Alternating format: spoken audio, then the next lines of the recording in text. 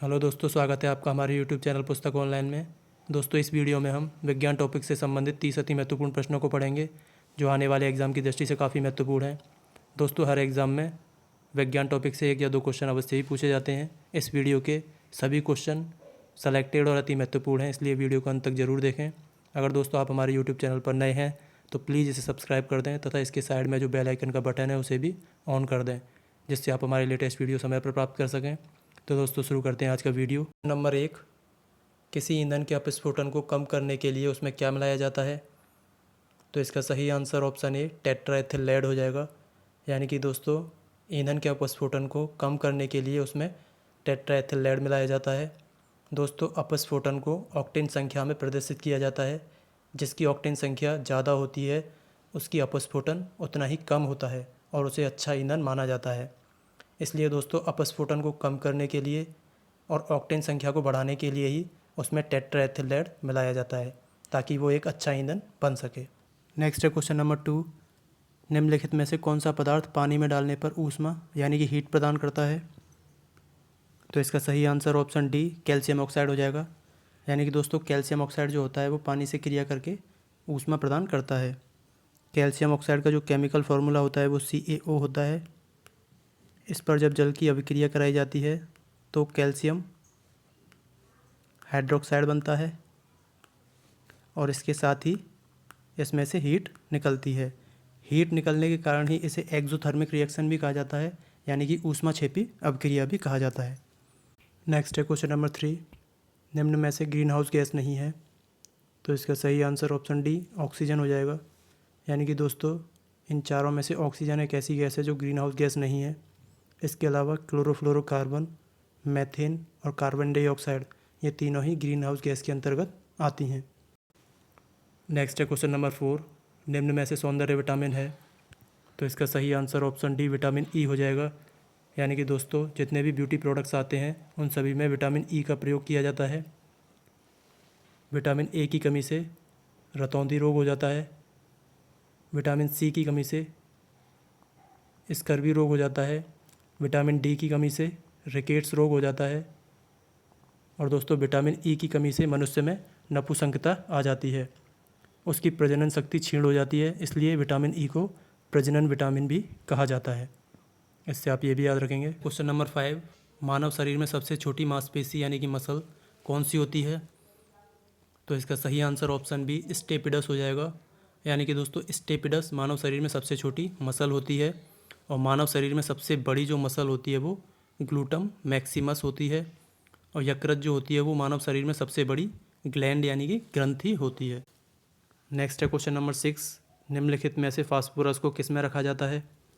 तो इसका सही आंसर ऑप्शन बी यानी कि जल हो जाएगा। दोस्तों, फास्फोरस जो होता है वो अत्यधिक ज्वलनशील पदार्थ होता है। यह वायु में स्वतः ही जल उठता है, इसलिए फास्फोरस को पानी में रखा जाता है।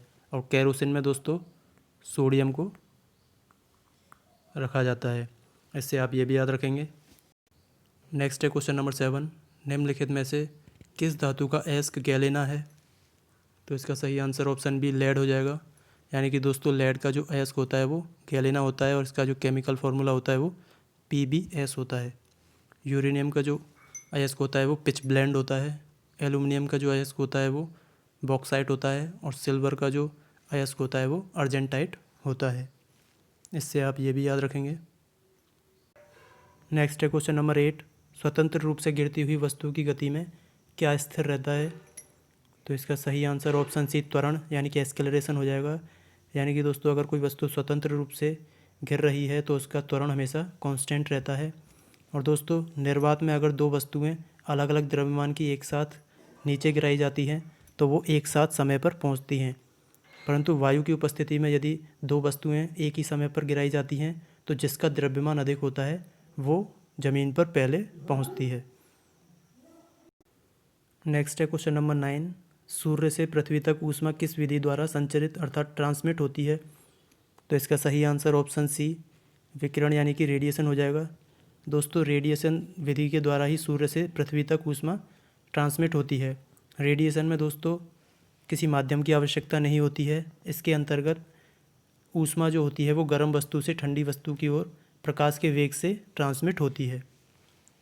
इससे आप ये भी याद रखेंगे। और दोस्तों कंडक्शन यानी कि चालन जो होता है वो ठोस पदार्थों में होता है, और संवहन यानी कन्वेक्शन जो होता है वो गैसों में तथा द्रवों में होता है। नेक्स्ट है क्वेश्चन नंबर 10, निम्न में से उत्सर्जन तंत्र से संबंधित है। तो इसका सही आंसर ऑप्शन बी नेफ्रॉन हो जाएगा। यानी कि दोस्तों नेफ्रॉन जो होती है वो उत्सर्जन तंत्र की कार्यात्मक इकाई होती है। न्यूरॉन जो होती है वो तंत्रिका तंत्र से संबंधित होती है। मैलियस जो होती है वो कान के अंदर एक हड्डी होती है। कान में 3 हड्डियाँ होती हैं जिनके नाम मैलियस, इनकस और स्टेपीज होते हैं। स्टेपीज मानव शरीर की सबसे छोटी हड्डी होती है। धमनी जो होती है उनमें शुद्ध रक्त प्रवाहित होता है। धमनियाँ जो होती हैं वो हृदय से रुधिर को लेकर शरीर के अन्य भागों में पहुंचाने का कार्य करती हैं। नेक्स्ट है क्वेश्चन नंबर 11, पानी में नमक मिलाने से पानी का क्वथनांक पर क्या प्रभाव पड़ता है। तो इसका सही आंसर ऑप्शन बी बढ़ जाता है हो जाएगा। यानी कि दोस्तों पानी में नमक मिलाने से उसका क्वथनांक जो होता है वो इंक्रीज हो जाता है और भोजन जल्दी पक जाता है। दोस्तों किसी भी द्रव का जो क्वथनांक होता है वो एक टेम्परेचर होता है जिस पर कि द्रव जो होता है वो वाष्प में कन्वर्ट होना शुरू कर देता है। अगर किसी द्रव का बॉइलिंग पॉइंट कम होगा तो कम टेम्परेचर पर ही अर्थात जल्दी ही वाष्प में बदलना शुरू कर देगा और पूरा पानी जो होगा वो जल्दी वाष्प में कन्वर्ट हो जाएगा और पात्र में पानी जल्दी ख़त्म होने से भोजन भी नहीं पक पाएगा।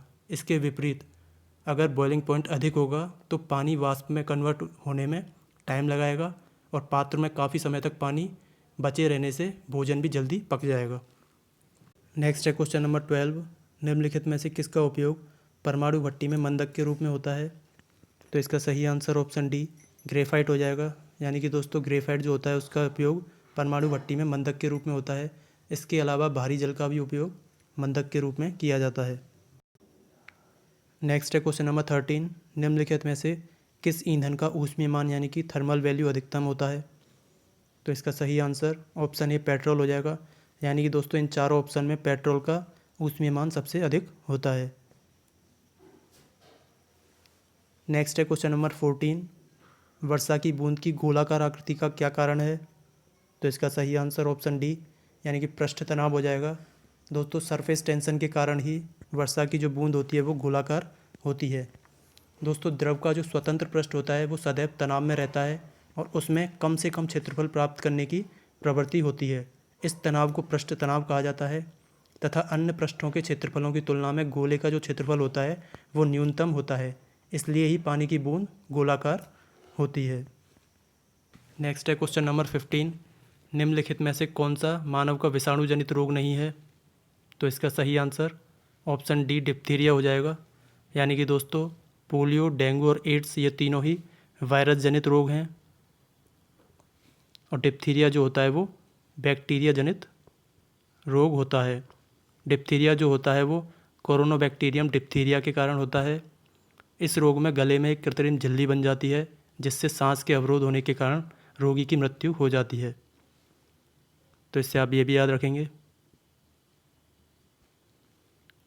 नेक्स्ट है क्वेश्चन नंबर 16, अपराधी को पहचानने के लिए निम्न में से किस टेक्नोलॉजी का प्रयोग फोरेंसिक विभाग करता है। तो इसका सही answer option D DNA finger printing हो जाएगा। यानी कि दोस्तों डीएनए फिंगर प्रिंटिंग का उपयोग ही फोरेंसिक विभाग करता है जिससे कि अपराधी को आसानी से पहचाना जा सके। नेक्स्ट है क्वेश्चन नंबर 17, मानव शरीर में 2 हड्डियां किसकी सहायता से जुड़ी रहती हैं। तो इसका सही आंसर ऑप्शन डी लिगामेंट हो जाएगा। यानी कि दोस्तों मानव शरीर में 2 हड्डियां लिगामेंट की सहायता से आपस में जुड़ी रहती हैं। नेक्स्ट है क्वेश्चन नंबर 18, निम्नलिखित में से किस में पित्तरस यानी कि बाइल जूस बनता है। तो इसका सही आंसर ऑप्शन ए यकृत हो जाएगा। यानी कि दोस्तों यकृत जो होता है उसमें ही बाइल जूस का निर्माण होता है। यकृत जो होता है वो सबसे बड़ी ग्रंथि होती है। नेक्स्ट है क्वेश्चन नंबर 19, फ्यूज तार किसका बना होता है। तो इसका सही आंसर ऑप्शन बी टिन और शीशे का हो जाएगा। यानी कि दोस्तों फ्यूज तार जो होता है वो टिन और शीशे की मिश्र धातु का बना होता है। फ्यूज तार एक ऐसा तार होता है जिसका कि गलनांक बिंदु यानी कि मेल्टिंग पॉइंट जो होता है वो बहुत कम होता है। इसलिए जब किसी परपथ में या किसी सर्किट में अत्यधिक धारा प्रवाहित होती है तो फ्यूज़ तार खुद गर्म होकर पिघल जाता है, जिससे सर्किट टूट जाता है और उसमें करंट फ्लो होना बंद हो जाता है और घर के उपकरण बच जाते हैं। नेक्स्ट है क्वेश्चन नंबर 20। आर ओम के 3 प्रतिरोध समांतर क्रम में जुड़े हों तो प्रभावी प्रतिरोध कितना होगा। दोस्तों, इस न्यूमेरिकल को सॉल्व करने के लिए हमें एक फॉर्मूला याद रखना होगा। समांतर क्रम में आर इक्विवेलेंट का जो फॉर्मूला होता है वो 1/R1 + 1/R2 + 1/R3, ऐसे ही जितने भी प्रतिरोध होते हैं उनके लिए होता जाता है। अब इसमें आर इक्विवेलेंट जो है वो प्रभावी प्रतिरोध है और इस जो सवाल दिया गया है इसमें प्रत्येक प्रतिरोध आर ओम का है, इसलिए 1/R + 1/R हो जाएगा, यानी कि इसमें 1/R इक्विवेलेंट बराबर 3/R हो जाएगा। अब इस इक्वेशन से दोस्तों आर इक्विवेलेंट की जो वैल्यू निकलेगी वो R/3 हो जाएगी। इसलिए आर ओम के 3 प्रतिरोध समांतर क्रम में जुड़े होंगे तो प्रभावी प्रतिरोध R/3 होगा, यानी कि ऑप्शन ए इसका सही आंसर हो जाएगा। सरल लोलक की काल अवधि किस पर निर्भर करती है, तो इसका सही आंसर ऑप्शन सी लंबाई पर हो जाएगा।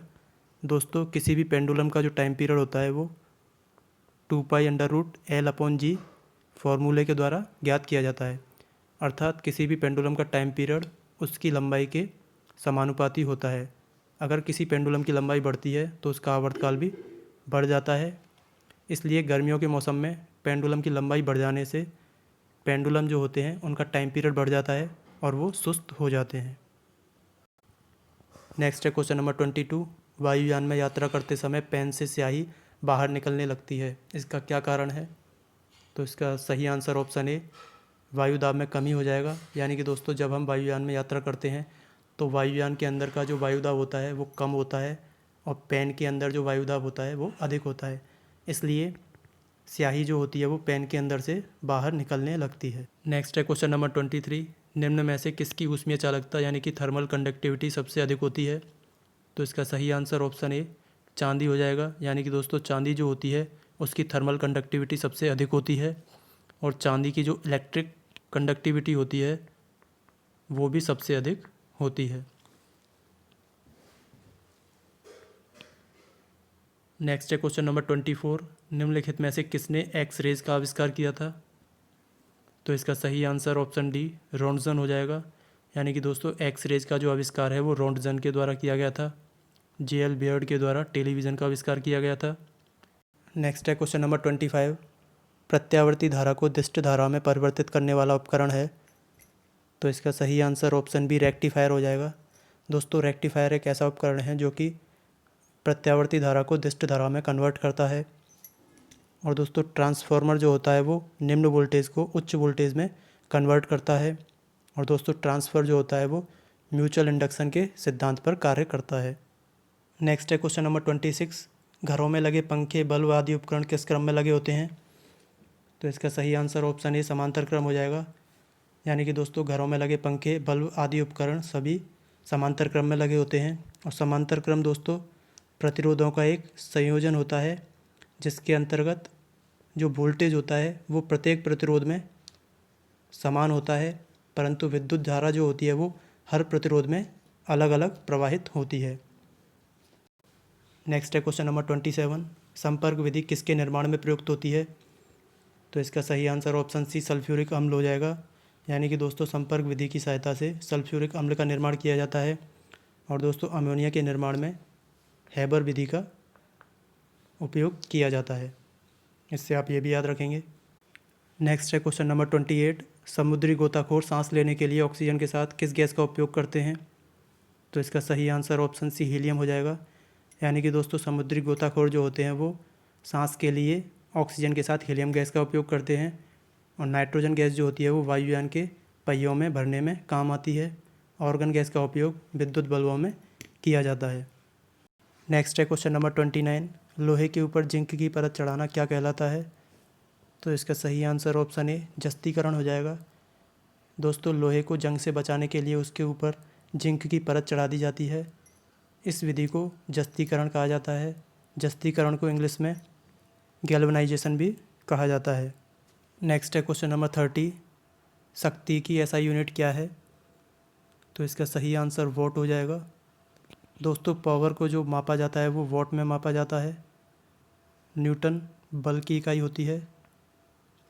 जूल कार्य की इकाई होती है। और दोस्तों कैंडेला जो होती है वो ज्योति तीव्रता की इकाई होती है। इससे आप ये भी याद रखेंगे। दोस्तों आशा करते हैं आपको ये वीडियो पसंद आया होगा। अगर आपको ये वीडियो पसंद आया है तो इसे लाइक करें, कमेंट करें तथा ज़्यादा से ज़्यादा शेयर करें।